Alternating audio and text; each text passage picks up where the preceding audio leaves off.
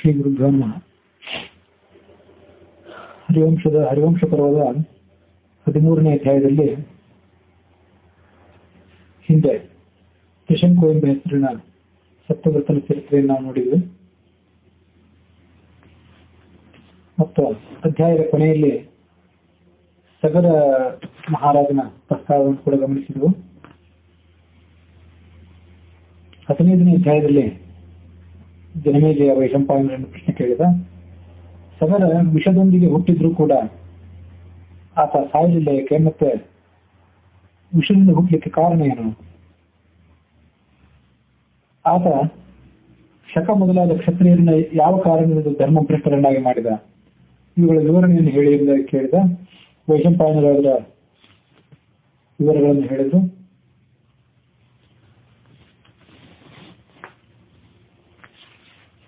ಸಗರನ ತಂದೆಯಾದಂತಹ ಬಾಹುರಾಜ ಯಾವಾಗಲೂ ಬೇಟೆ, ಜೂಜು, ಸ್ತ್ರೀ ಲಂಪಟತ್ವ ಮೊದಲಾದಂತಹ ವ್ಯಸನಗಳಲ್ಲಿ ಮಗ್ನವಾಗಿರ್ತಿದ್ದ.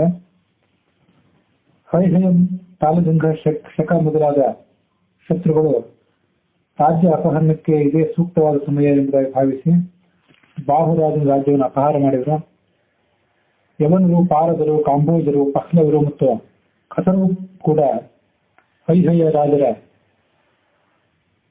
ಕಾರಣಕ್ಕಾಗಿ ಯುದ್ಧ ಮಾಡಿದರು. ರಾಜ್ಯವನ್ನು ಕಳ್ಕೊಂಡಂತ ಬಾಹುರಾಜ ಸಪತ್ನೀಕನಾಗಿ ಕಾಡಿಗೆ ಹೊರಟು ಹೋದ. ಸ್ವಲ್ಪ ದಿವಸಗಳ ನಂತರ ಅರಣ್ಯದಲ್ಲಿ ಆತ ಮರಣವನ್ನು ಹೊಂದಿದ. ಯದುವಂಶದಲ್ಲಿ ಹುಟ್ಟಿದಂತಹ ಆತನ ಒಬ್ಬ ಪತ್ನಿ ಕಾಡಿಗೆ ಆತನೊಂದಿಗೆ ಹೋದಂತಹ ಸಂದರ್ಭದಲ್ಲಿ ಗರ್ಭವತಿಯಾಗಿತ್ತು. ಅವಳು ಗರ್ಭವತಿಯಾದಂತಹ ಸಂಗತಿಯನ್ನು ಸಹಿಸಿದ ಅವಳ ಸವತಿಯರು ಆ ಯದುವಂಶದ ಕನ್ಯೆಗೆ ವಿಷ ಉಣಿಸಿದ್ರು. ಗಂಡನ ಮರಣದಿಂದ ಕಂಗೆಟ್ಟಿದ್ದಂತಹ ಆಕೆ ಪತಿಯೊಡನೆ ಸಹಗಮನ ಮಾಡಬೇಕು ಅಂತ ಪ್ರಯತ್ನ ಮಾಡಿದಾಗ ಭೃಗುವಂಶದಲ್ಲಿ ಹುಟ್ಟಿದಂತಹ ಊರ್ವ ಎಂಬ ಋಷಿ ಕರುಣೆಯಿಂದ ಅವಳನ್ನು ತಡೆದು ತನ್ನ ಆಶ್ರಮದಲ್ಲಿ ಆಕೆಗೆ ಸ್ಥಾನವಿತ್ತ. ಆಕೆ ಗರ್ಭದಲ್ಲಿದ್ದಂತಹ ಶಿಶು ಗರ ಅಂದ್ರೆ ವಿಷದೊಂದಿಗೆ ಬೆಳೆದು ಹುಟ್ಟಿದ್ರಿಂದ ಸಗರ ಎಂಬ ಹೆಸರನ್ನು ಪಡ್ಕೊಂಡ.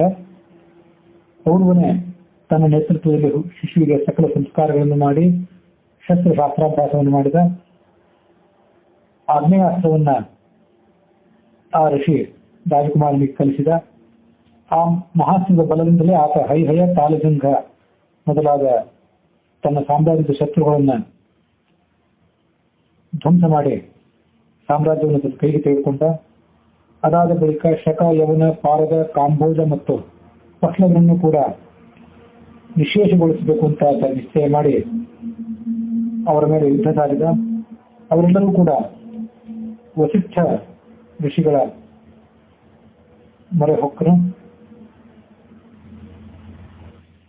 ವಸಿಷ್ಠರು ಅವರಿಗೆ ಅಭಯದಾನ ಮಾಡಿದರು. ಆದರೆ ಒಂದು ವಿಶೇಷವಾದಂತಹ ನಿಯಮವೊಂದನ್ನು ವಿಧಿಸಿದರು. ಸಗರನಿಗೂ ಕೂಡ ಅವರನ್ನು ಕೊಲ್ಲಬಾರದು ಎಂಬುದಾಗಿ ತಿಳಿ ಹೇಳಿದರು. ಆದರೆ ಅವರನ್ನು ಕೊಲ್ಲಬೇಕು ಅಂತ ಈಗಾಗಲೇ ಪ್ರತಿಜ್ಞೆಯನ್ನು ಮಾಡಿದಂತಹ ಸಗರ ಗುರುಗಳ ಆಜ್ಞೆಯನ್ನ ಮಾನ್ಯ ಮಾಡಿ ಆ ಶತ್ರುಗಳನ್ನು ಕೊಲ್ಲದೆ ಅವರಲ್ಲಿರುವಂತಹ ಧರ್ಮವನ್ನ ನಾಶಗೊಳಿಸಿದ್ದ. ಹಾಗಾಗಿ ಶಕ ಮೊದಲಾದಂತಹ ರಾಜರ ವೇಷಭೂಷಣಗಳು ಕೂಡ ಬದಲಾದವು. ಶಕರನ್ನ ಅರ್ಧ ಮುಂಡಿತರನ್ನಾಗಿ ಮಾಡಿದ, ಅರ್ಧ ಅವರ ತಲೆ ಬೋಳಿಸಿದ. ಯವನರನ್ನು ಮತ್ತು ಕಾಂಬೋಜರನ್ನ ಪೂರ್ಣವಾಗಿ ತಲೆಬೋಳಿಸಿ ವಿರೂಪಗೊಳಿಸಿದ. ಪಾರದರು ಎಂಬ ಹೆಸರಿನ ಕ್ಷತ್ರಿಯರನ್ನ ಮುಕ್ತ ಕೇಸರನ್ನಾಗಿ ಮಾಡಿದ. ಅವರು ತಲೆಯ ಮುಡಿಯನ್ನು, ಶಿಖೆಯನ್ನು ಕಟ್ಟಿಕೊಳ್ಳುವಂತೆ ಇರಲಿಲ್ಲ, ಕಟ್ಟಿಕೊಳ್ಳಿಕ್ಕೆ ಸಮ್ಮತಿ ಇರಲಿಲ್ಲ. ಸಗರನ ಆಜ್ಞಾನುಸಾರವಾಗಿಯೇ ಪಹ್ಲವರು ಗಡ್ಡವನ್ನು ಮಾತ್ರ ಬಿಡಬೇಕಾಯಿತು.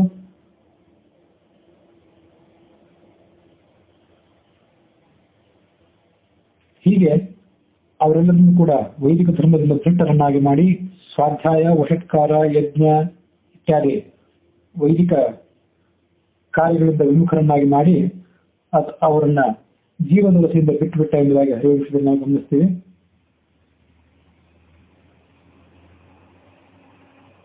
ಭಾಗವತದ ನಾಮಸ್ಕಂದದ 8ನೇ ಅಧ್ಯಾಯದಲ್ಲಿ ಸಗರನ ಕಥೆ ಈ ರೀತಿಯಾಗಿದೆ. ತನ್ನ ಗುರುವಾದಂತಹ ಔರ್ವರ್ಷಿಯ ಆಜ್ಞೆಯನ್ನ ಸಗರ ಗೌರವಿಸಿ ತಾಲಸಂಘ, ಯವನ, ಶಶ, ಹೈಹಯ ಮತ್ತು ಬರ್ಬರ ಜಾತಿಯರನ್ನು ಸಂಹಾರ ಮಾಡಲಿಲ್ಲ. ಅವರ ರೂಪವನ್ನು ವಿರೂಪಗೊಳಿಸಿದ. ಕೆಲವರು ತಲೆಗಳನ್ನು ಬೋಳಿಸಿಕೊಂಡು, ಕೆಲವರು ಗಡ್ಡ ಮೀಸೆಯನ್ನು ಬೋಳಿಸಿಕೊಂಡು, ಕೆಲವರು ತಲೆಯನ್ನು ಮಾತ್ರ ಬೋಳಿಸಿಕೊಂಡು ಗಡ್ಡ ಮೀಸೆಯನ್ನು ಹಾಗೆ ಬಿಟ್ಟುಕೊಂಡ್ರು. ಅರ್ಧ ಮುಂಡನ ಮಾಡಿಕೊಂಡವರು ಕೆಲವರು ಕೌಪೀನಧಾರಿಗಳಾದವರು, ಕೆಲವರಿಗೆ ಕೆಲ ವಸ್ತ್ರವನ್ನು ಉಡ್ಲಿಕ್ಕೆ ಅವಕಾಶ ಇದ್ರೂ ಕೂಡ ಮೇಲ್ವಸ್ತ್ರವನ್ನು ಹೊದಲಿಕ್ಕೆ ಅವಕಾಶ ಇರಲಿಲ್ಲ. ಹೀಗೆ ಸಗರನ ಶಾಸನಕ್ಕೆ ಅನುಸಾರವಾಗಿ ಅವರೆಲ್ಲರೂ ಕೂಡ ವಿಕಾರವಾದ ಸ್ವರೂಪಗಳನ್ನು ಧರಿಸಿದರು ಎಂಬುದಾಗಿ ನಾವು ಭಾಗವತದಲ್ಲಿ ನೋಡ್ತೀವಿ. ಅವರೆಲ್ಲರೂ ಕೂಡ ವೈದಿಕ ಮಾರ್ಗಾನುಯಾಯಿಗಳೇ ಆಗಿದ್ದರೆ ಅವರನ್ನ ಅವೈದಿಕವಾದಂತಹ ವೇಷಭೂಷಣಗಳನ್ನ ಧಾರಣೆ ಮಾಡಬೇಕು ಎಂಬುದಾಗಿ ಸಗರ ಯಾತಕ್ಕಾಗಿ ಶಾಸನ ಮಾಡಿದ. ಸನಾತನ ಧರ್ಮವನ್ನು ಅವರು ಮನಸಾರೆ ಒಂದು ವೇಳೆ ಒಪ್ಪಿಕೊಂಡಿದ್ದೇ ಆದರೆ ಅಂಥವ್ರ ಮೇಲೆ ಸನಾತನ ಧರ್ಮಕ್ಕೆ ವಿರುದ್ಧವಾದಂತಹ ಈ ನಡೆನುಡಿಗಳನ್ನ ಸಗರ ಏತಕ್ಕಾಗಿ ಹೇರಿದ ಎಂಬುದಾಗಿ ಇಲ್ಲೊಂದು ಜಿಜ್ಞಾಸೆ ನಮ್ಮನ್ನು ಕಾಡಬಹುದು. ನನ್ನ ಅನಿಸಿಕೆಯಂತೆ ಆ ಎಲ್ಲರಾದರೂ ಕೂಡ ಬಹಳ ಹಿಂದೊಂದು ಕಾಲದಲ್ಲಿ ವೇದ ಮಾರ್ಗಾನುಯಾಯಿಗಳಾಗಿದ್ರು, ಸನಾತನ ಧರ್ಮವನ್ನು ಅರ್ಥಕೊಂಡಿದ್ರು. ಆದರೆ ಕಾಲಕ್ರಮೇಣ ಅವರು ಆ ಸನಾತನ ಧರ್ಮವನ್ನು ಬಿಟ್ಟು ಸನಾತನ ಧರ್ಮಕ್ಕೆ ವಿರುದ್ಧವಾದಂತಹ ಮನೋಭಾವವನ್ನ ಈಗಾಗಲೇ ರೂಢಿಸಿಕೊಂಡಿದ್ರು. ಅವರ ಅವೈದಿಕವಾದಂತಹ ವಿಚಾರಧಾರೆಯನ್ನ ಮತ್ತು ಅವೈದಿಕವಾದಂತಹ ನಡತೆಯನ್ನು ಗಮನಿಸಿಯೇ ಅದಕ್ಕೆ ಪೂರಕವಾಗಿ ಅವರ ವೇಷವೂ ಇರಬೇಕು ಎಂಬ ಭಾವನೆಯಿಂದ ಸಗರ ಅವರಿಗೆ ಈ ತರ ಶಾಸನ ಮಾಡಿದ ಎಂಬುದಾಗಿ ಅದರ ವಿಶ್ಲೇಷಣೆ ಎಂಬುದಾಗಿ ನಾನು ಅರ್ಥ ಮಾಡ್ಕೊಳ್ತೇನೆ. ಯಾವ ಕಾಲದಲ್ಲಿ ಅವರು ವೈದಿಕ ಮಾರ್ಗಾನುಯಾಯಿಗಳಾಗಿದ್ರು ಮತ್ತು ಯಾವ ಕಾಲದಲ್ಲಿ ಅವರು ಆ ವೈದಿಕ ಮಾರ್ಗವನ್ನು ಬಿಟ್ಟು ತದ್ವಿರುದ್ಧವಾದ ಮಾರ್ಗವನ್ನು ಅನುಸರಣೆ ಮಾಡಲಿಕ್ಕೆ ಪ್ರಾರಂಭ ಮಾಡಿದ್ರು ಇತ್ಯಾದಿ ಸಂಗತಿಗಳು ಯಾವ ಪುರಾಣಗಳಲ್ಲಿ ವರ್ಣಿತ ಆಗಿರುವಂತೆ ಕಾಣಿಸೋದಿಲ್ಲ. ಇತಿಹಾಸದಲ್ಲಿ ಕೂಡ, ಆಧುನಿಕ ಭಾರತದ ಇತಿಹಾಸದಲ್ಲಿ ಕೂಡ ಅಥವಾ ಪ್ರಪಂಚದ ಇತಿಹಾಸದಲ್ಲಿ ಕೂಡ ಅದಕ್ಕೆ ಸ್ಪಷ್ಟವಾದಂತಹ ವಿವರಣೆಯನ್ನು ದೊರಕೋದಿಲ್ಲ. ಹಾಗಾಗಿ ನನ್ನ ಸೀಮಿತವಾದಂತಹ ಅಧ್ಯಯನ ಮತ್ತು ಅನುಭವದ ಹಿನ್ನೆಲೆಯಲ್ಲಿ ಈ ವಿಶ್ಲೇಷಣೆಯನ್ನು ಮಾಡಿದ್ದೇನೆ. ಪಂಡಿತರಾದವರು ಅದರ ಹೆಚ್ಚಿನ ವಿವರಣೆಯನ್ನ ಕೊಡಬೇಕು.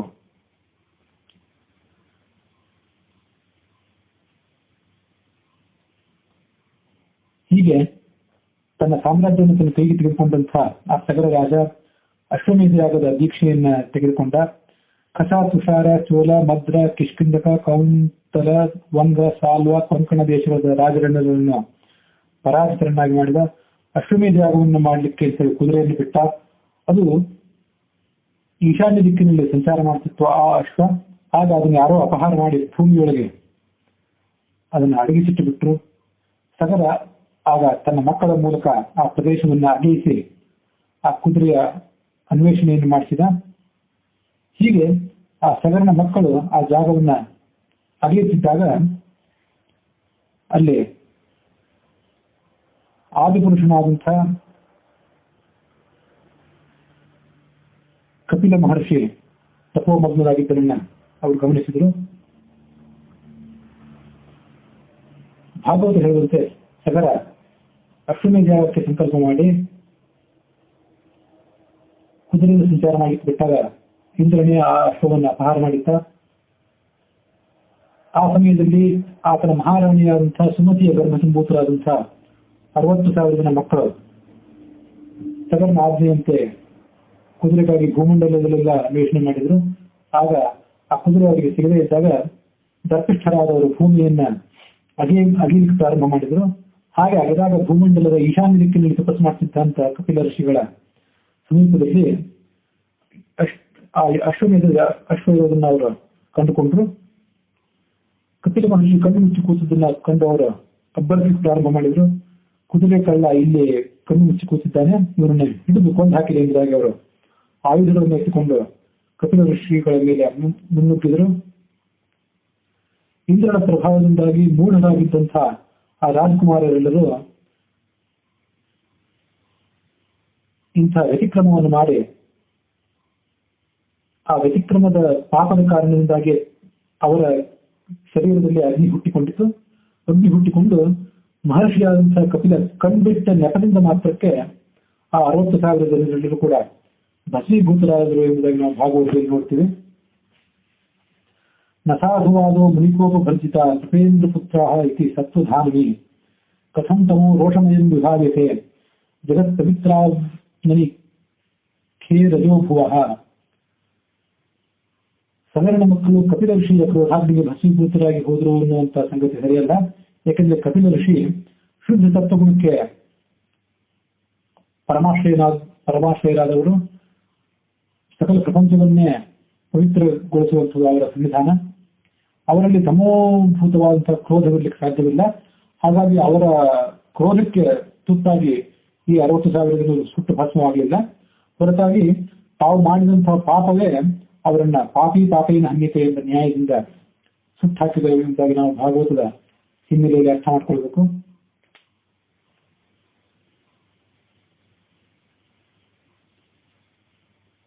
ಹೀಗೆ ಆ ಸುಮತಿಯ ಹೊಟ್ಟೆಯಲ್ಲಿ ಹುಟ್ಟಿದಂಥ ಸಗರನ 60,000 ಜನ ಮಕ್ಕಳು ಕೂಡ ಹತರಾದರು. ಸಗರನಿಗೆ ಕೇಶಿನಿ ಎಂಬ ಮತ್ತೊಬ್ಬಳು ಪತ್ನಿ ಇದ್ದು, ಅವಳಲ್ಲಿ ಆ ಸಗರನಿಗೆ ಅಸಮಂಜಸ ಎಂಬ ಮಗ ಹುಟ್ಟಿದ್ದ ಎಂಬುದಾಗಿ ಭಾಗವತದಲ್ಲಿ ನಾವು ನೋಡ್ತೀವಿ. ಹರಿವಂಶ ಹೇಳುವಂತೆ ಆ ಕುದುರೆಯನ್ನು ಅನ್ವೇಷಣೆ ಮಾಡಲಿಕ್ಕೆ ಹೋದಂತಹ ರಾಜಕುಮಾರರ ಪೈಕಿ ಎಲ್ಲರೂ ಭಸ್ಮೀಭೂತರಾಗಿರಲಿಲ್ಲ.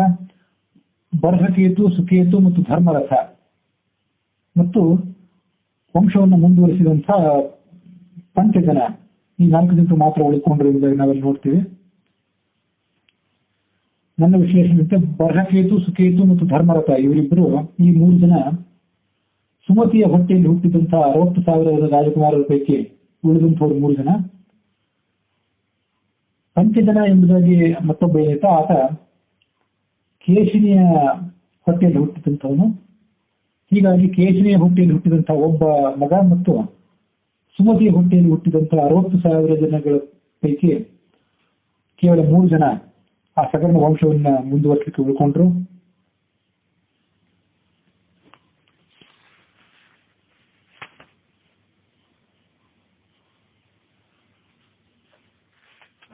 ಹರಿವಂಶ ಮತ್ತು ಭಾಗವತದ ಹಿನ್ನೆಲೆಯಲ್ಲಿ ಹೀಗೆ ನಾವು ಆ ಕಥೆಯನ್ನು ಗಮನಿಸ್ತೀವಿ.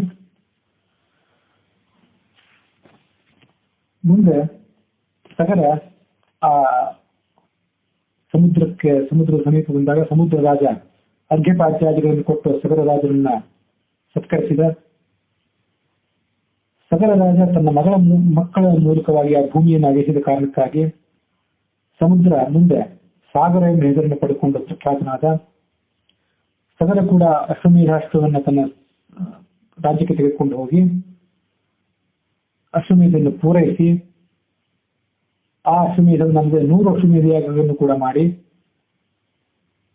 ತನ್ನ ಕಾರ್ಯವನ್ನು ಸಫಲ ಮಾಡಿಕೊಂಡ ಅನ್ನೋರಿಗೆ ಹರಿವಂಶದ 14ನೇ ಅಧ್ಯಾಯ ಮುಕ್ತಾಯ ಆಗಿದೆ.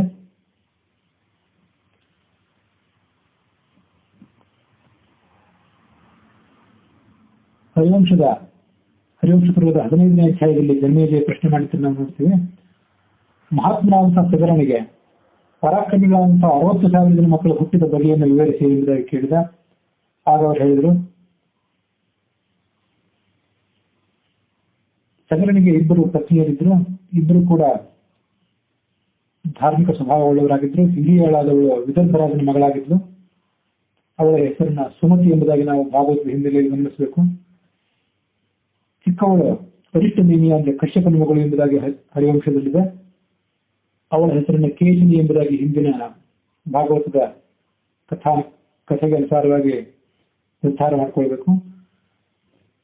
ಕಿರಿಯವಳು ಅಪ್ರತಿಮ ರೂಪವತಿಯಾಗಿದ್ದು ಪರಮ ಧಾರ್ಮಿಕವಾಗಿದ್ದು.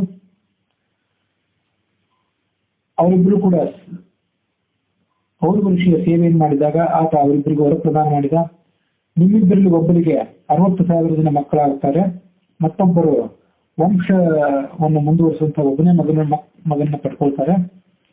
ನಿಮಗೆ ಸರಿ ತೋರಿದಂತೆ ಆ 2 ವರಗಳಲ್ಲಿ ಒಂದೊಂದು ವರವನ್ನು ನೀವು ಸ್ವೀಕಾರ ಮಾಡಿ ಎಂಬುದಾಗಿ ಹೇಳಿದ. ಹೀಗೆ ಹೇಳಿದ ಕೂಡಲೇ ಸಗರನ 2ನೇ ಹೆಂಡತಿ ಆದವಳು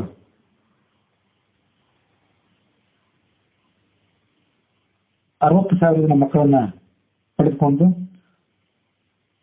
ಮೊದಲನೆಯವಳಾದಂತಹ ಕೇಶಿನಿ ನನಗೆ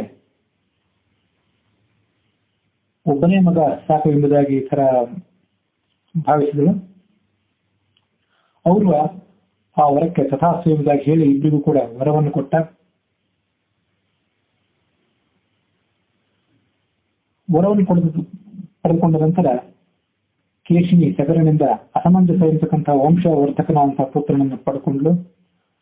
ಅವನು ಮುಂದೆ ಪಂಚಜನ ಎಂಬ ಹೆಸರಿನಿಂದ ವಿಖ್ಯಾತನಾದ ಮಹಾಬಲಿಷ್ಠನೂ ಕೂಡ ಆಗಿದ್ದ. ಅವನು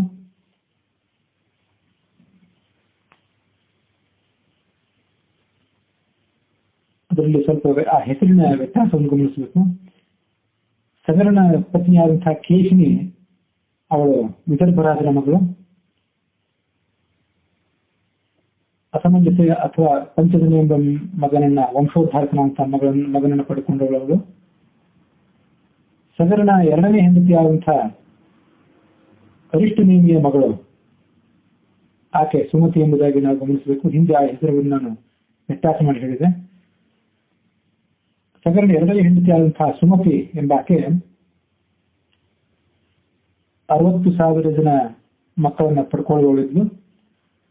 ಬೀಜಗಳಿಂದ ಕೂಡಿದಂತಹ ಸೋರೆಕಾಯಿಯನ್ನು ಅವಳು ಪ್ರಸವಿಸಿದ್ಲು ಎಂಬುದಾಗಿ ಹರಿವಂಶ ಹೇಳ್ತದೆ. ಆ ಸೂರ್ಯ ಬುರುಡೆಯಲ್ಲಿ ಎಳ್ಳಿನಂತಹ 60,000 ಜೀವಾಣುಗಳಿದ್ದು ಅಂತ. ಮುಂದೆ ಅವೆಲ್ಲವೂ ಕೂಡ ಅನುಕ್ರಮವಾಗಿ ಅಭಿವೃದ್ಧಿ ಹೊಂದಿದವು. ತಂದೆಯಾದಂತಹ ಸಗರ ವೃದ್ಧಿ ಹೊಂದಿದಂತಹ ಜೀವಾಣುಗಳನ್ನು ತುಪ್ಪದಿಂದ ತುಂಬಿದ ಗಡಿಗೆಗಳಲ್ಲಿ ಇರಿಸಿದ.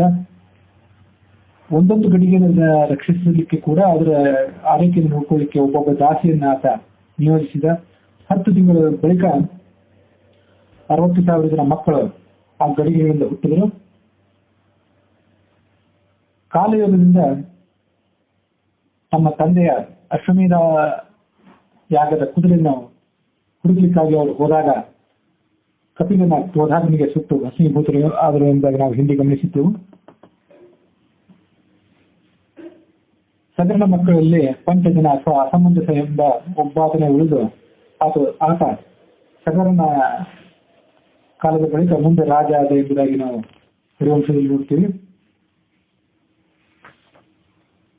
ಆ ಅಸಮಂಜಸ್ಸಿನ ಬಗ್ಗೆ ಭಾಗವತದ ನವಮಸ್ಕಂದದ 8ನೇ ಅಧ್ಯಾಯ ಹೇಳುವಂತ ಒಂದು ವಿಲಕ್ಷಣವಾದ ಸಂಗತಿಯನ್ನು ಗಮನಿಸಬೇಕು.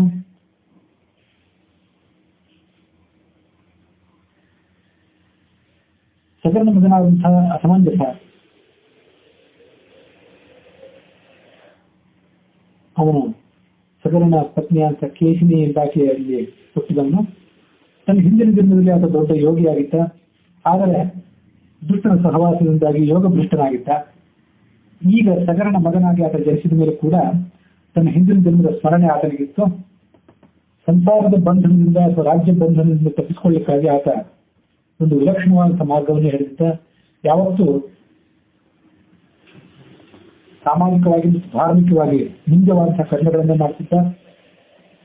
ಬಂಧು ಬಳಗದವರಿಗೆ ವಿರುದ್ಧವಾದಂತಹ ಕಾರ್ಯಗಳನ್ನು ಮಾಡ್ತಿದ್ದ. ಹುಚ್ಚನಂತೆ ವರ್ತಿಸ್ತಿದ್ದ. ಆಡ್ತಿರುವಂತಹ ಪ್ರಜೆಗಳ ಮಕ್ಕಳುಗಳನ್ನು ತೆಗೆದುಕೊಂಡು ಹೋಗಿ ಸರಯೂ ನದಿಯಲ್ಲಿ ಹಾಕಿಬಿಡ್ತಿದ್ದ. ಪ್ರಜೆಗಳಿಗೆ ಹೀಗಾಗಿ ಇವನ ಕಾರಣದಿಂದಾಗಿ ಬಹಳ ಭಯ ಆಯಿತು. ಇವನು ಉಪಟಳವನ್ನು ತಡ್ಕೊಳ್ಳಿಕ್ಕೆ ಅವರು ಅಸಮರ್ಥರಾದರು. ರಾಜನಿಗೆ ದೂರಿಕ್ಕರು. ತಂದೆ ಮಗನಿಗೆ ಮಾಡಿದಂತ ಉಪದೇಶಗಳೆಲ್ಲವೂ ವ್ಯರ್ಥವಾದವು. ಮುಂದೆ ಪುತ್ರ ವ್ಯಾಮೋಹವನ್ನು ಕಷ್ಟಪಟ್ಟು ಬಿಟ್ಟುಕೊಟ್ಟಂತಹ ಸಗರ ಆ ಮಗನನ್ನ ಕಾಡಿಗೆ ಅಟ್ಟಿದ. ಕಾಡಿಗೆ ಹೋಗುವಂತಹ ಆ ಸಂದರ್ಭದಲ್ಲಿ ತಂದೆಯ ಆಜ್ಞೆಯಂತೆ ಆತ ಹೊರಟ ನಿಂತವನು ತನ್ನ ಯೋಗ ಶಕ್ತಿಯನ್ನು ಪ್ರದರ್ಶನ ಮಾಡಿ ಸರಯೂ ನದಿಯಲ್ಲಿ ತಾನು ಹಿಂದೆ ಯಾವ್ಯಾವ ಮಕ್ಕಳನ್ನು ಮುಳುಗಿಸಿ ಕೊಂದಿದ್ದ ಆ ಬಾಲಕರಲ್ಲಿ ಕೂಡ ಬದುಕಿಸಿದಂತ ತಂದು ತನ್ನ ತಂದೆಗೆ ತೋರಿಸಿದ. ಮತ್ತು ಅವರವರ ತಂದೆ ತಾಯಿಗಳಿಗೆ, ಆ ಮಕ್ಕಳ ತಂದೆ ತಾಯಿಗಳಿಗೆ ಅವರನ್ನು ತೆಗೆದುಕೊಂಡು ಹೋಗಿ ಅರ್ಪಿಸಿದ. ತಮ್ಮ ಮಕ್ಕಳು ಹಿಂದಿರುಗಿ ಬಂದದ್ದನ್ನು ನೋಡಿ ಅಯೋಧ್ಯಾವಾಸಿಗಳಾದಂತಹ ಪ್ರಜೆಗಳಿಗೆ ಪರಮಾಶ್ಚರ್ಯ ಆಯಿತು.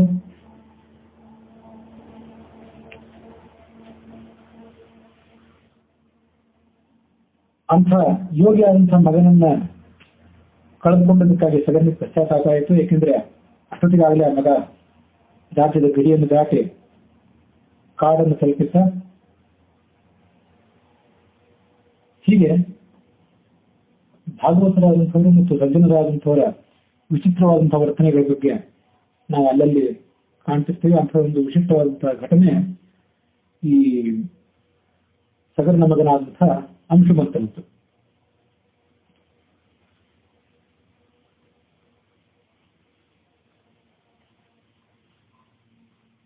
ಮಗನಾದಂತಹ ಅಂಶುಮಂತ ಕಾಡಿಗೆ ಹೊರಟು ಹೋಗಿದ್ದ. ಈ ಕಡೆ ಅಶ್ವಮೇಧಯಾಗದ ಕುದುರೆಯು ಕೂಡ ಕಳೆದು ಹೋಗಿತ್ತು. ತನ್ನ ಮಗಳು ಆ ಕುದುರೆಯನ್ನು ಹುಡುಕಲಿಕ್ಕೆ ಹೋಗಿದ್ದಂತ 60,000 ಜನ ಮಕ್ಕಳು ಕೂಡ ಅದನ್ನ ಕಾರ್ಯವನ್ನು ಮುಗಿಸಿ ಬರ್ತಾರೆ ಅಂತ ನಿರೀಕ್ಷೆ ಮಾಡ್ತಾ ಕೂತಿದ್ದ. ಆದ್ರೆ ಅವರು ಬರಲಿಲ್ಲ. ಹಾಗಾದಾಗ ಅಸಮಂಜಸನ ಮಗನಾದಂತಹ ಅಂಶುಮಂತನನ್ನ ಈ ಸಗರ ರಾಜ ಕಳಿಸಿದ.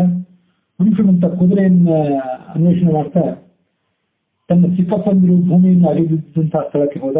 ಆ ಮಾರ್ಗವನ್ನು ಅನುಸರಣೆ ಮಾಡಿ ಆತ ಚಿಕ್ಕಪ್ಪಂದಿರ ಭಸ್ಮ ರಾಶಿಯನ್ನು ನೋಡಿದ ಮತ್ತು ಅಲ್ಲಿ ಕುದುರೆಯನ್ನು ನೋಡಿದ. ಸಮೀಪದಲ್ಲೇ ಕುಳಿತಿದ್ದಂತ ಕಪಿಲ ಋಷಿಯನ್ನು ಕೂಡ ನೋಡಿ ಆತ ಆ ಕಪಿಲ ಋಷಿಯನ್ನ ಸ್ತುತಿಸಿದ. ನಪಶ್ಯತಿ ತ್ವಾಂ ಪರಮಾತ್ಮನೋ ಅಜನಃ ನ ಬುದ್ಧತೆ ಅದ್ಯಾಪಿ ಸಮಾಧಿಯುಕ್ತಿಭಿಃ ಕುತಃ ಅಪರೇ ತಸ್ಯ ಮನಃಶರೀರಧೀಃ ವಿಸರ್ಗಸೃಷ್ಟಾವಯಂ ಅಪ್ರಕಾಶಾಃ.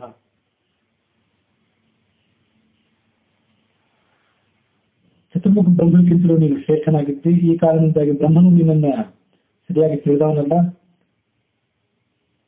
ಹೀಗಿರುವಾಗ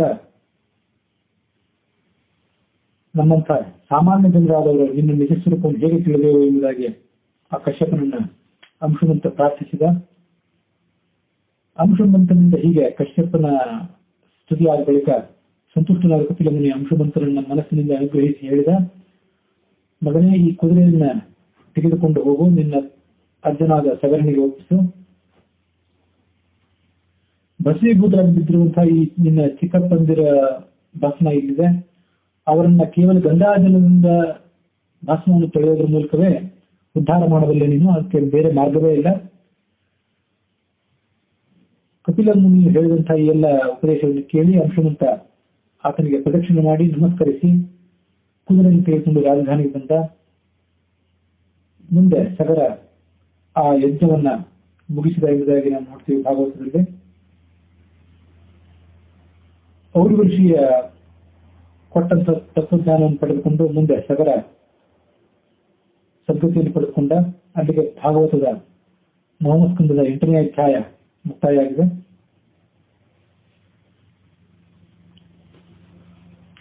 ಹರಿವಂಶ ಹೇಳುವಂತೆ ಆ ಅಸಮಂಜಸ ಅಥವಾ ಪಂಚಜನನಿಗೆ ಅಂಶುಮಂತ ಎಂಬ ಮಗ ಇದ್ದ. ಅಂಶುಮಂತನ ಮಗನೇ ದಿಲೀಪ. ಆತನಿಗೆ ಖಟ್ವಾಂಗ ಎಂಬ ಹೆಸರು ಕೂಡ ಇತ್ತು. ಆತ ತನ್ನ ಪ್ರಭಾವದಿಂದ ಸ್ವರ್ಗಲೋಕಕ್ಕೆ ಹೋಗಿ ತತ್ವಜ್ಞಾನವನ್ನು ಪಡೆದುಕೊಂಡು ಭೂಲೋಕಕ್ಕೆ ಬಂದಿದ್ದ ಎಂಬುದಾಗಿ ಪ್ರಸಿದ್ಧಿ ಇತ್ತು. 3 ಲೋಕಗಳ ವಿಷಯದ ಜ್ಞಾನವೂ ಕೂಡ ಅವನಿಗಿತ್ತು. ಆ ದಿಲೀಪನ ಮಗನೇ ಭಗೀರಥ.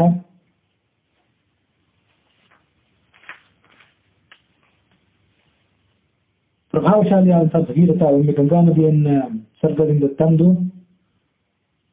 ತನ್ನ ಪಿತೃಗಳ ಉದ್ಧಾರ ಮಾಡಬೇಕು ಎಂಬುದಾಗಿ ಬಯಸಿದ.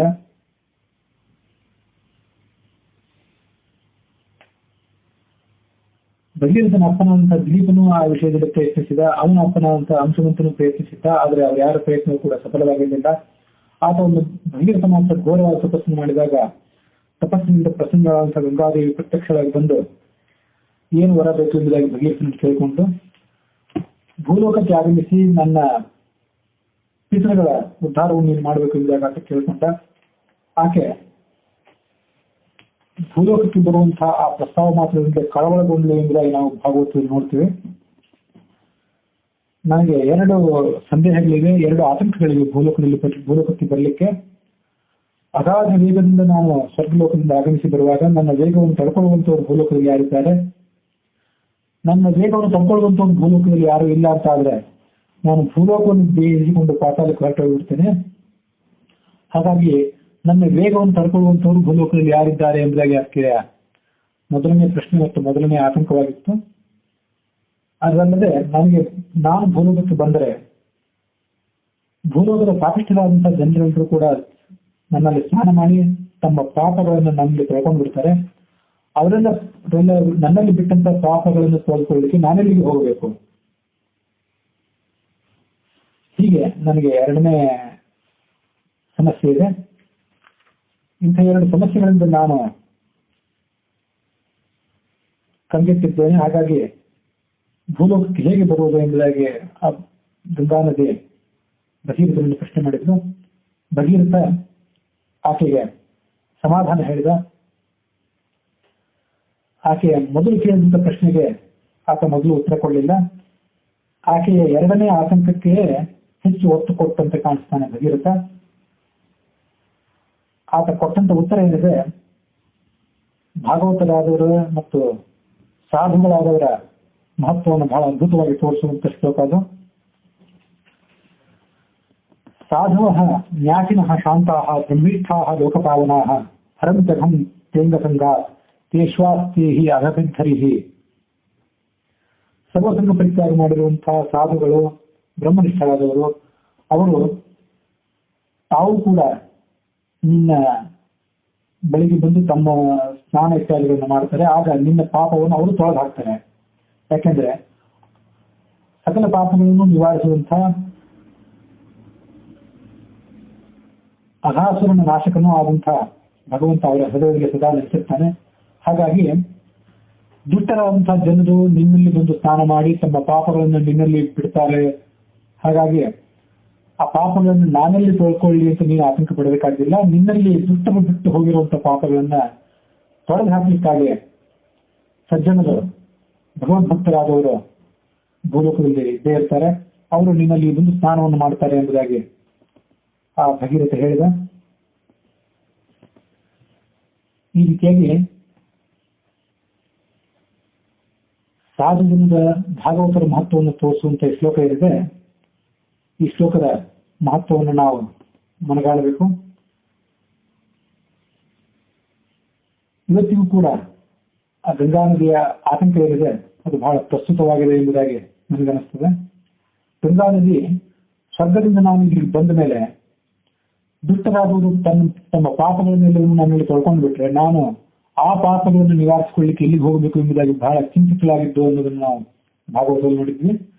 ಕೇವಲ ಪಾಪಗಳು ಮಾತ್ರವಲ್ಲ, ಆ ದೇವ ನದಿ ಭೂಲೋಕಕ್ಕೆ ಬಂದಾಗ ಭೂಲೋಕದ ಜನರು ತಮ್ಮೆಲ್ಲ ವೈಭೋಗ, ವಿಲಾಸ, ವಿಹಾರ, ಆಮೋದ ಪ್ರಮೋದಗಳ ಕಲ್ಮಶವನ್ನ, ಮಲವನ್ನ ಆ ಗಂಗಾ ನದಿಯಲ್ಲಿ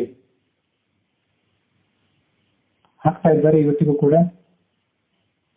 ಹಾಗಾಗಿ ಗಂಗಾ ನದಿಯನ್ನು ಅವರು ತೀವ್ರ ಕಲುಷಿತವನ್ನಾಗಿ ಹಿಂದೆಯೂ ಮಾಡಿದ್ರು, ಈಗಲೂ ಮಾಡ್ತಾ ಇದ್ದಾರೆ. ಇದು ಗಂಗಾ ನದಿಯನ್ನು ಭೌತಿಕವಾಗಿ ಮಲಿನವನ್ನಾಗಿ ಮಾಡುವಂತಹ ಒಂದು ಕೆಲಸ. ಅದಲ್ಲದೆ ತಾವು ಮಾಡುವಂತಹ ಎಲ್ಲ ಪಾಪಗಳನ್ನ ಪರಿಹಾರ ಮಾಡಿಕೊಳ್ಬೇಕು ಎಂಬುದಾಗಿ ಗಂಗೆಯ ಘಟಗಳಾದಂತಹ ಕಾಶಿ, ಹರಿದ್ವಾರ, ಋಷಿಕೇಶ ಮೊದಲಾದ ಸ್ಥಳಗಳಿಗೆ ಬಂದು ನಮ್ಮ ಪಾಪಗಳನ್ನು ಅವರು ತೊಳ್ಕೊಳ್ಳೋ ಪ್ರಯತ್ನ ಮಾಡ್ತಾರೆ. ಹೀಗೆ ಪಾಪಗಳನ್ನ ಅಲ್ಲಿ ಬಿಟ್ಟು ಹೋಗ್ಲಿಕ್ಕೆ ಅವರು ಪ್ರಯತ್ನಿಸ್ತಾರೆ. ಈ ಎರಡು ಕಾರಣಗಳು ಕೂಡ ಗಂಗೆಗೆ ಬಹಳ ಆತಂಕವನ್ನು ತಂದೊಡ್ಡಿದ್ವು ಎಂಬುದಾಗಿ ನನಗೆ ಅನಿಸ್ತದೆ. ಭಾಗವತರು ಹೇಳಿದಂತೆ ದುಷ್ಟ ಜನರು ಬಿಟ್ಟು ಹೋಗುವಂತಹ ಪಾಪಗಳ ಬಗ್ಗೆ ಮಾತ್ರ ಆಕೆ ಆತಂಕಿತರಾದಂತೆ ಕಂಡು ಬಂದರೂ ಕೂಡ ದುಷ್ಟ ಜನರು ಬಿಟ್ಟು ಹೋಗುವಂತಹ ಭೌತಿಕವಾದ ಕಲ್ಮಶ ಮತ್ತು ಪಾಪಗಳು ಎರಡರ ಬಗ್ಗೆಯೂ ಕೂಡ ಲಾಕ್ಷಣಿಕ ಅರ್ಥದಿಂದ ನಾವು ಭಾಗವತಕ್ಕೆ ಅರ್ಥ ಮಾಡಬೇಕು ಎಂಬುದಾಗಿ ನನ್ನ ವಿಶ್ಲೇಷಣೆ. ಹೀಗೆ ಸ್ವರ್ಗದಿಂದ ಭೂಲೋಕಕ್ಕೆ ಬಂದಂತಹ ಗಂಗಾ ನದಿಯ ಬಗ್ಗೆ ನಾವು ಇವೆರಡೂ ವಿಷಯಗಳಲ್ಲಿ ಕೂಡ ಬಹಳ ಜಾಗರೂಕರಾಗಿರಬೇಕು. ಗಂಗೆಯನ್ನು ಭೌತಿಕವಾಗಿಯೂ ಕೂಡ ನಾವು ಕಲುಷಿತವನ್ನಾಗಿ ಮಾಡಬಾರದು. ನಮ್ಮ ಆಮೋದ ಪ್ರಮೋದ ವಿಲಾಸ ವಿಹಾರಗಳ ಕಲ್ಮಶಗಳನ್ನ ಅವಳಲ್ಲಿ ಬಿಟ್ಟು ಅವಳನ್ನ ಕಲುಷಿತವನ್ನಾಗಿ ಮಾಡುವುದು, ಕೈಗಾರಿಕೆಗಳ ಮತ್ತು ನಮ್ಮ ಸುಖದ ಅವಶೇಷಗಳ ಮಲವನ್ನು ಅವಳಲ್ಲಿ ಬಿಟ್ಟು ಅವಳನ್ನ ಕುಡಿಯಲಿಕ್ಕೂ ಕೂಡ ಅಯೋಗ್ಯಳಾಗಿರುವಷ್ಟು ಮಟ್ಟಿಗೆ ಕಲುಷಿತವನ್ನಾಗಿ ನಾವು ಇವತ್ತು ಮಾಡಿದ್ದೇವೆ. ಈ ನಮ್ಮ ಪ್ರವೃತ್ತಿಯನ್ನು ಕೂಡ ನಾವು ಸುಧಾರಿಸಿಕೊಳ್ಬೇಕು. ಅದಲ್ಲದೆ ಭಗವಂತನನ್ನ ತಲುಪಬೇಕಾದಂತಹ ನಮ್ಮ ಪ್ರವೃತ್ತಿಯನ್ನು ನಾವು ಮರೆತು ಭಗವಂತನ ಧ್ಯಾನದಲ್ಲಿ ತಾತ್ವಿಕ ಮಾರ್ಗದಲ್ಲಿ ನಾವು ತೋರಿಸಬೇಕಾದಂತಹ ಆಸಕ್ತಿಯನ್ನು ಕೈಬಿಟ್ಟು ಈ ಜಗತ್ತಿನ ಐಹಿಕವಾದಂತಹ ಸುಖ ಭೋಗಗಳಲ್ಲಿ, ಆಮೋದ ಪ್ರಮೋದಗಳಲ್ಲಿ, ವಿಲಾಸ ವಿಹಾರಗಳಲ್ಲಿ ನಾವು ಮೈಮರೆತು ಎಣೆಯಿಲ್ಲದಷ್ಟು ಪಾಪಗಳನ್ನು ಮಾಡಿ ಕೊನೆಗೆ ಪಾಪದ ಭೀತಿಯಿಂದ ಗಂಗಾ ನದಿಯಲ್ಲಿ ಮತ್ತು ಸಮಾನವಾದಂತಹ ದೇಶದ ಉಳಿದ ಪವಿತ್ರ ನದಿಗಳಲ್ಲಿ ಸ್ನಾನ ಮಾಡಬೇಕು ಅಂತ ಹೋಗಿ ನಾವು ನಮ್ಮ ಪಾಪವನ್ನ ಕಳ್ಕೊಳ್ಳುವ ಪ್ರಯತ್ನವನ್ನು ಮಾಡ್ತೀವಿ. ಕಳ್ಕೊಂಡು ಎಂಬುದಾಗಿ ಸಮಾಧಾನವನ್ನು ಕೂಡ ಸ್ವಲ್ಪ ಮಟ್ಟಿಗೆ ಪಟ್ಕೊಳ್ತೀವಿ. ಹೀಗೆ ನದಿಗಳನ್ನ ಕಲುಷಿತಗಳನ್ನಾಗಿ ಮಾಡುವಂತಹ ಮತ್ತು ನಮ್ಮ ಪಾಪಗಳನ್ನ ತೆಗೆದುಕೊಂಡು ಹೋಗಿ ಅಲ್ಲಿ ಬಿಡುವಂತಹ ಈ ಎರಡು ನಮ್ಮ ದುಷ್ಟ ಪ್ರವೃತ್ತಿಗಳಿಗೆ ನಾವು ಕಡಿವಾಣ ಹಾಕಬೇಕು. ಆಗ ನದಿ ಅಭಿಮಾನಿ ದೇವತೆಗಳಿಗೆ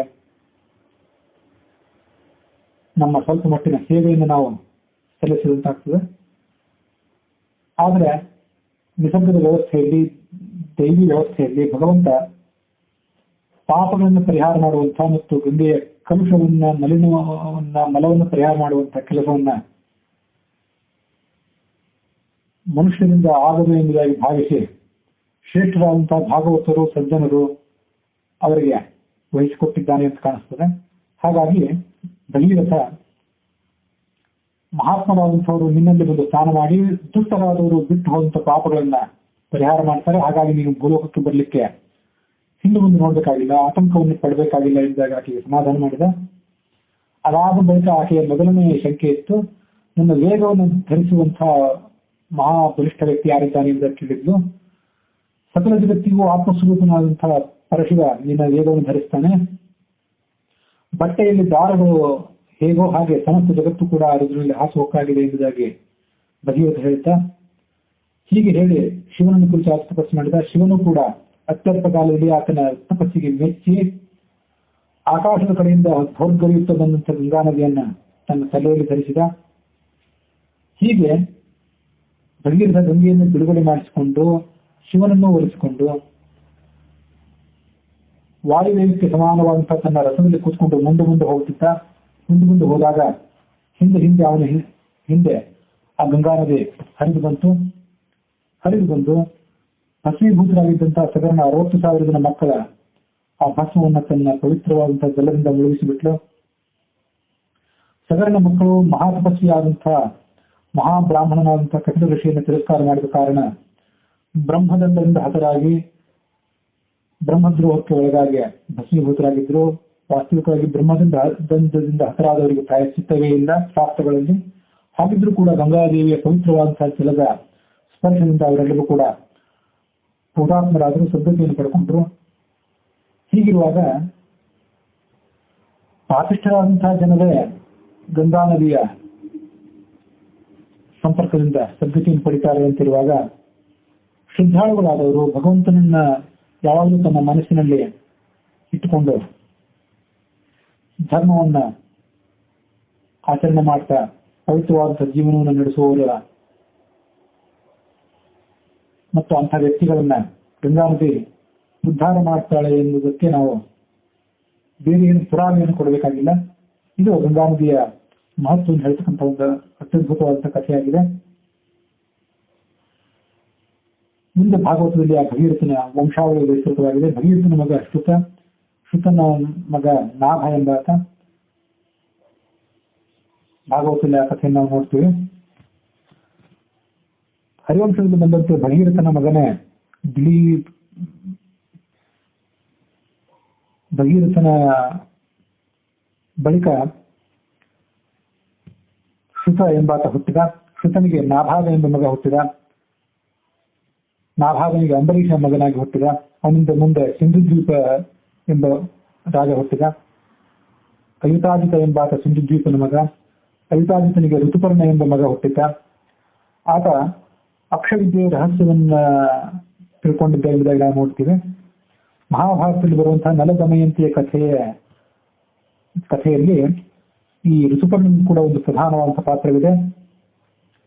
ನಲ ತನ್ನ ದಾಯಾದಿಯೊಬ್ಬನಿಂದ ಅಕ್ಷವಿದ್ಯೆಯಲ್ಲಿ ಸೋತು ಕಷ್ಟಪಡುತ್ತಿದ್ದಾಗ ಋತುಪರ್ಣ ತನ್ನ ಅಕ್ಷವಿದ್ಯೆಯನ್ನ ನಲನಿಗೆ ಕಲಿಸಿ ಆ ಅಕ್ಷವಿದ್ಯೆಯ ಮೂಲಕ ನಲ ತನ್ನ ದಾಯಾದಿಯನ್ನು ಮತ್ತೊಮ್ಮೆ ಸೋಲಿಸಿ ತನ್ನ ಸಾಮ್ರಾಜ್ಯವನ್ನು ಪಡ್ಕೊಂಡ ಎಂಬುದಾಗಿ ನಾವು ಮಹಾಭಾರತದಲ್ಲಿ ನೋಡ್ತೀವಿ. ಆ ನಲನಿಗೆ ಆ ಋತುಪರ್ಣನಿಗೆ ಆರ್ತುಪರ್ಣಿ ಎಂಬ ಮಗ ಇದ್ದ. ಅವನ ಮಗ ಸುದಾಸ ಇಂದ್ರನಿಗೆ ಸ್ನೇಹಿತನಾಗಿದ್ದ. ಸುದಾಸನ ಮಗ ಸೌದಾಸ, ಆತನಿಗೆ ಕಲ್ಮಾಷಪಾದ ಮತ್ತು ಮಿತ್ರಸಹ ಎಂಬತಕ್ಕಂಥ ಹೆಸರು ಕೂಡ ಇತ್ತು ಎಂಬುದಾಗಿ ನಾವು ನೋಡ್ತೀವಿ. ಆತನಿಗೆ ಮಿತ್ರಸಹ ಮತ್ತು ಕಲ್ಮಾಷಪಾದ ಎಂಬತಕ್ಕಂಥ ಹೆಸರು ಯಾವ ಕಾರಣದಿಂದಾಗಿ ಬಂದಿತ್ತು ಎಂಬುದನ್ನು ನಾವು ಭಾಗವತ ಹಿನ್ನೆಲೆಯಲ್ಲಿ ಗಮನಿಸಬೇಕು. ಪರೀಕ್ಷಿತ ಶುಕಾಚಾರ್ಯನ ಪ್ರಶ್ನೆ ಮಾಡಿದ್ದ. ಆಗ ಅವ್ರ ಕಥೆ ಹೇಳಿದ್ರು. ಸೌದಾಸವನ್ನು ಬೇಟೆಯಾಡಲಿಕ್ಕಂತ ಕಾಡಿಗೆ ಹೋಗಿದ್ದ. ಒಬ್ಬ ರಾಕ್ಷಸನನ್ನು ಅವನು ಸಂಹಾರ ಮಾಡಿದ. ಆದ್ರೆ ಆ ರಾಕ್ಷಸನ ಸಹೋದರನನ್ನು ಸಂಹರಿಸದೆ ಬಿಟ್ಟಿದ್ದ. ಆತ ಕೃತಜ್ಞತೆಯಿಂದ ಇರುವ ಬದಲಾಗಿ ಈ ರಾಜನಿಗೆ ಪ್ರತೀಕಾರ ಮಾಡಲಿಕ್ಕೆ ಸಮಯ ಕಾಯ್ದ ಇದ್ದ. ಅಡಿಗೆಯನ್ನು ವೇಷವನ್ನು ಧರಿಸಿ ರಾಜನ ಅಂದ್ರೆ ಸೌದಾಸನ ಪಾಕಶಾಲೆಯನ್ನು ಅವನು ಪ್ರವೇಶ ಮಾಡಿದ. ಒಂದು ದಿನ ರಾಜಗುರುಗಳಾದಂತಹ ವಸಿಷ್ಠರು ಭೋಜನಕ್ಕಾಗಿ ಅರಮನೆಗೆ ಬಂದಿದ್ರು. ಅಡಿಗೆಯವನ ವೇಷದಲ್ಲಿದ್ದಂತಹ ಆ ರಾಕ್ಷಸ ಮಹರ್ಷಿಗಳಿಗೆ ಮನುಷ್ಯರ ಮಾಂಸದ ಅಡಿಗೆಯನ್ನು ಬೆಳೆಸಿಬಿಟ್ಟ. ಜ್ಞಾನಿಗಳಂತಹ ವಸಿಷ್ಠರಿಗೆ ಈ ಸಂಗತಿ ತಿಳಿಯಿತು. ಅದನ್ನು ತಿಳ್ಕೊಂಡು ಇದಕ್ಕೆ ಕಾರಣೀಭೂತನಾಗಿದ್ದಾನೆ ಎಂಬುದಾಗಿ ಭಾವಿಸಿ ಸೌದಾಸನಿಗೆ ಶಾಪವನ್ನಿತ್ತರು.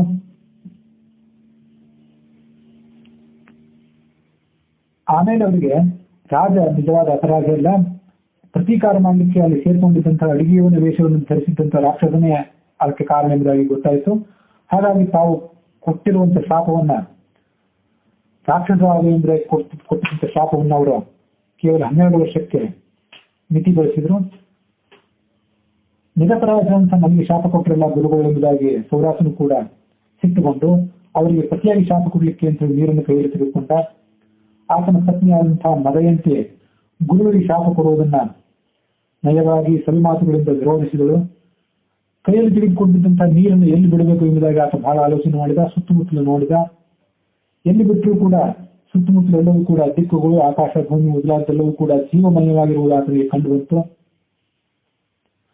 ಎಲ್ಲಿ ಬಿಟ್ಟರೂ ಕೂಡ ಪ್ರಾಣಿಗಳ ವಿನಾಶವೇ ಆದೀತು ಎಂಬುದಾಗಿ ಶಂಕಿಸಿದ ಆತ ಆ ನೀರನ್ನು ತನ್ನ ಕಾಲುಗಳ ಮೇಲೆ ಬಿಟ್ಟುಕೊಂಡ. ಹೀಗೆ ಅವನು ಮಿತ್ರ ಸಹ ಎಂಬ ಹೆಸರನ್ನು ಪಡ್ಕೊಂಡ.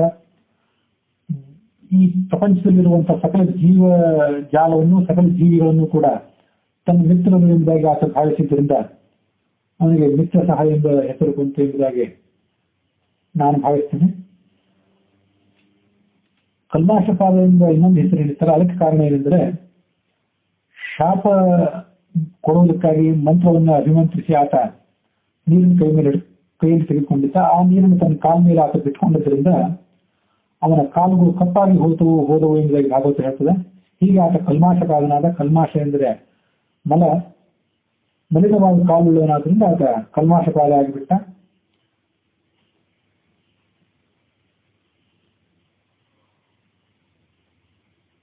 ಹೀಗೆ ಭಾಗವತದ ಹಿನ್ನೆಲೆಯಲ್ಲಿ ನಾವು ಅವರ ಕಥೆಯನ್ನ ಗಮನಿಸ್ತೀವಿ.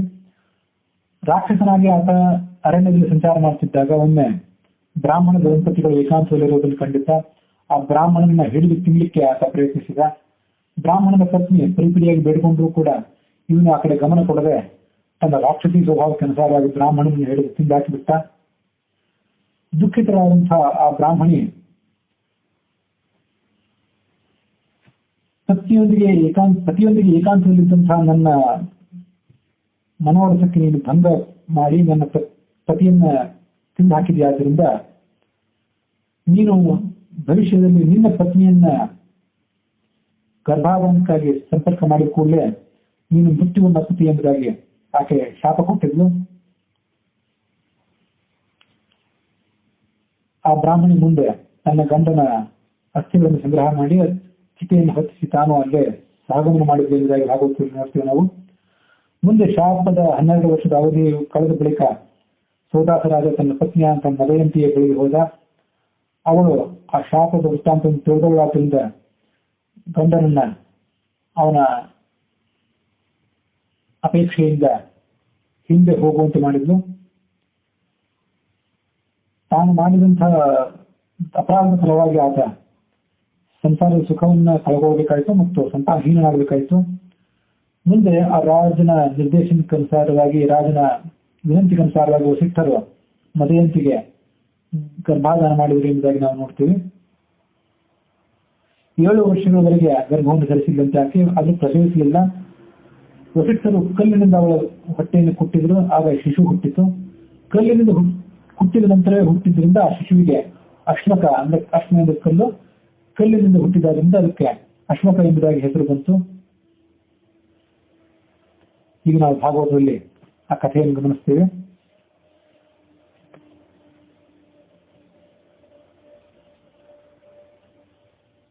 ಸೌದಾಸನ ಮಗನ ಹೆಸರು ಭಾಗವತದಲ್ಲಿ ಅಶ್ಮಕ ಎಂಬುದಾಗಿದೆ, ಆದರೆ ಹರಿವಂಶದಲ್ಲಿ ಅವನ ಹೆಸರು ಸರ್ವಕರ್ಮ ಎಂಬುದಾಗಿದೆ. ಸರ್ವಕರ್ಮನ ಮಗನೇ ಅನರಣ್ಯ. ನಿಘ್ನ ಅನರಣ್ಯನ ಮಗ. ನಿಘ್ನನಿಗೆ ಅನಮಿತ್ರ ಮತ್ತು ರಘು ಎಂಬ ಇಬ್ಬರು ಮಕ್ಕಳು ಹುಟ್ಟಿದ್ರು. ಅನಮಿತ್ರನಿಗೆ ದುಲಿದುಹ ಎಂಬ ಮಗ ಹುಟ್ಟಿದ. ದುಲಿದುಹನ ಮಗನೇ ದಿಲೀಪ. ದಿಲೀಪನಿಗೆ ರಘು ಎಂಬ ಮಗ ಹುಟ್ಟಿದ. ಆ ರಘುವಿನ ಮಗನೇ ಅಜನ ಮಗನೇ ದಶರಥ. ದಶರಥನ ಮಗನೇ ಮರ್ಯಾದಾ ಪುರುಷೋತ್ತಮನಾದಂತಹ ವಿಷ್ಣುವಿನ ಅವತಾರಿಯಾದಂತಹ ರಾಮಚಂದ್ರ. ರಾಮನ ಮಗನೇ ಕುಶ. ಕುಶನ ಮಗನೇ ಅತಿಥಿ. ಅತಿಥಿಯ ಮಗನೇ ನಿಷಧ. ನಿಷಧನ ಮಗನೇ ನಲ. ಹರಿವಂಶ ಆ ಪರಂಪರೆಯನ್ನು ವಿವರಣೆ ಮಾಡ್ತದೆ. ನಭ ಎಂಬಾತ ನಳನ ಮಗ. ನಭನಿಗೆ ಪುಂಡರೀಕ ಎಂಬ ಮಗ ಹುಟ್ಟಿದ. ಪುಂಡರೀಕನಿಗೆ ಕ್ಷೇಮಧನ್ವ. ಕ್ಷೇಮಧನ್ವನಿಗೆ ದೇವಾನಿಕ. ದೇವಾನಿಕನಿಗೆ ಅಹೀನಗು. ಅಹೀನಗುವಿಗೆ ಸುಧನ್ವ. ಸುಧನ್ವನಿಗೆ ಅನಲ. ಅನಲನಿಗೆ ಉಕ್ಥ್ಯ. ಉಕ್ಥನಿಗೆ ವಜ್ರನಾಭ. ವಜ್ರನಾಭನಿಗೆ ಶಂಖು. ಆ ಶಂಖು ವಿಷಿತಾಶ್ವ ಎಂಬ ಹೆಸರಿನಿಂದಲೂ ಕೂಡ ಪ್ರಖ್ಯಾತನಾಗಿದ್ದ. ಶಂಖನ ಮಗ ಪುಷ್ಪ. ಪುಷ್ಪನಿಗೆ ಅರ್ಥಸಿದ್ಧಿ. ಅರ್ಥಸಿದ್ಧಿಗೆ ಸುದರ್ಶನ. ಸುದರ್ಶನಿಗೆ ಅಗ್ನಿವರ್ಣ ಎಂಬ ಮಗ ಹುಟ್ಟಿದ. ಅಗ್ನಿವರ್ಣನ ಮಗನೇ ಶೀಘ್ರ. ಶೀಘ್ರನ ಮಗ ಮರು. ಆತ ಯೋಗಾರೂಢನಾಗಿ ಕಲಾಪ ಎಂಬ ದ್ವೀಪದಲ್ಲಿದ್ದ ಎಂಬುದಾಗಿ ನಾವು ನೋಡ್ತೇವೆ. ಆ ಮರುವಿಗೆ ಬೃಹದ್ಬಲ ಎಂಬ ಮಗ ಹುಟ್ಟಿದ. ಜನಮೇಜಯರು ವೈಶಂಪಾಯನಿಗೆ ಹೇಳಿದ್ರು, ಪುರಾಣದಲ್ಲಿ ಪ್ರಸಿದ್ಧರಾದಂಥವರು ಇಬ್ಬರು ನಲರಿದ್ದಾರೆ. ವೀರಸೇನ ಮಗನಾದಂತಹ ದಮಯಂತಿಯ ಪತಿಯಾದಂತಹ ಋತುಪರ್ಣದ ಸ್ನೇಹಿತನಾದಂತಹ ನಲ ಒಬ್ಬ. ಇನ್ನೊಬ್ಬ ನಲ ಈ ಸೂರ್ಯವಂಶದಲ್ಲಿ ಬರುವಂಥವನು. ಆತ ನಿಷಧನ ಮಗ. ಜನಮೇಜಯನೇ ಇಕ್ಷ್ವಾಕು ವಂಶದಲ್ಲಿ ಪ್ರಧಾನವಾಗಿ ಹುಟ್ಟಿದಂಥ ಎಲ್ಲ ರಾಜರ ಹೆಸರನ್ನು ನಾನು ನಿಮಗೆ ಹೇಳುತ್ತೇನೆ. ಅವರೆಲ್ಲರೂ ಸೂರ್ಯ ವಂಶೀಯರು, ಮಹಾ ತೇಜಸ್ವಿಗಳಾದವರು.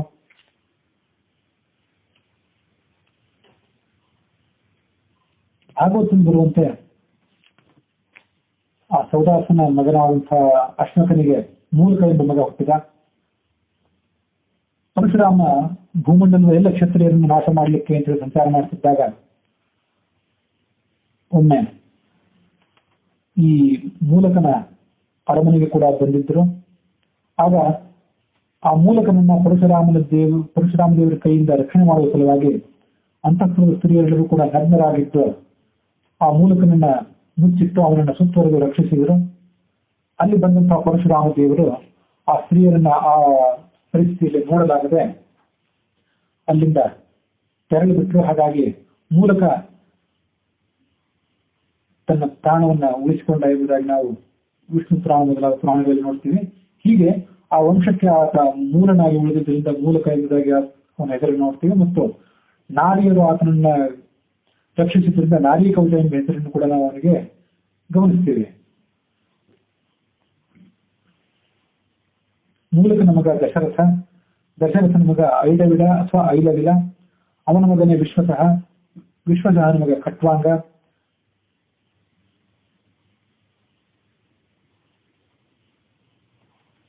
ಹೀಗೆ ಆ ಸೂರ್ಯವಂಶದ ಪರಂಪರೆಯನ್ನು ನಾವು ಭಾಗವತದ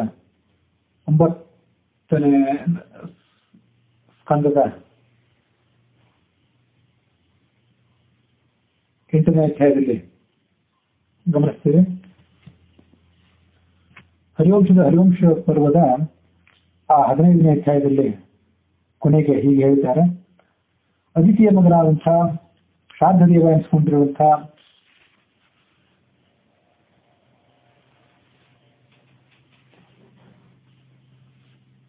ಆ ವೈವಸ್ವತ ಮನುವಿನ ಚರಿತ್ರೆಯನ್ನ ಯಾರು ಪಾರಾಯಣ ಮಾಡ್ತಾರೆ, ಯಾರು ಶ್ರವಣ ಮಾಡಿಸ್ತಾರೆ ಮತ್ತು ಯಾರು ಶ್ರವಣ ಮಾಡ್ತಾರೆ ಅವರು ಶುಭ ಸಂತಾನವನ್ನು ಪಡ್ಕೊಳ್ತಾರೆ. ಸೂರ್ಯನಿಂದ ಹುಟ್ಟಿದಂಥವನು ಈ ಶ್ರಾದ್ದದೇವ ಅಥವಾ ವೈವಸ್ವತಮನು. ಅವನ ಮೂಲಕವೇ ಈ ಸೂರ್ಯವಂಶವೆಲ್ಲವೂ ಮುಂದುವರಿಯಿತು.